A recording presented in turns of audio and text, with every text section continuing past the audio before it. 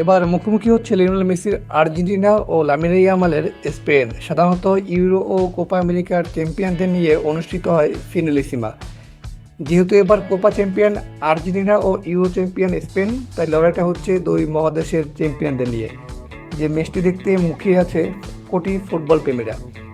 তবে আর্জেন্টিনা ও স্পেনকে ছাপিয়ে লড়াইটা যেন দাঁড়িয়েছে লিওনেল মেসি ও লামিনে ইয়ামালকে নিয়ে। এটা যেন গুরু শিষ্য লড়াইয়ে পরিণত হয়েছে। ইউরো চ্যাম্পিয়নশিপ চলাকালীন সময় শিষ্য লামিনে ইয়ামাল জানিয়েছিল তার ইচ্ছের কথা। তিনি চেয়েছিল ইউরোতে স্পেন আর কোপা আমেরিকায় চ্যাম্পিয়ন যেন হয় আর্জেন্টিনা। তাহলেই চ্যাম্পিয়নদের চ্যাম্পিয়ন লড়াইয়ে ফিনালিসিমায় মুখোমুখি হতে পারবে আইডল মেসির আর্জেন্টিনার সাথে। আর হলো ঠিক তাই। উঠতে থাকা কলম্বিয়াকে মাটিতে নামিয়ে 16তম শিরোপা উঁচিয়ে ধরেছে আর্জেন্টিনা। অন্যদিকে ইংল্যান্ডের 56 বছরের আক্ষেপ দীর্ঘায়িত করে দ্বিতীয়বার শিরোপা উঁচিয়ে ধরেছে লুইস দে লা ফন্টের শিষ্যরা।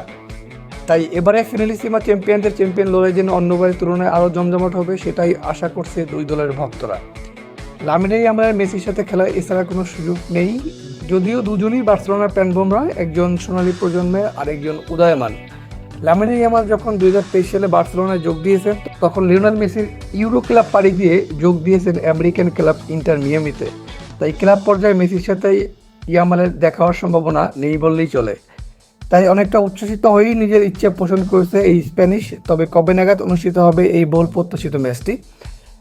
আর্জেন্টিনার আইওসি বরাদ দিয়ে জানিয়েছে আগামী 2025 সালের জুলাইয়ের দিকে হতে পারে ম্যাচটি। আর ম্যাচটি অনুষ্ঠিত হতে পারে আর আমেরিকার কোনো এক ভেন্যুতে।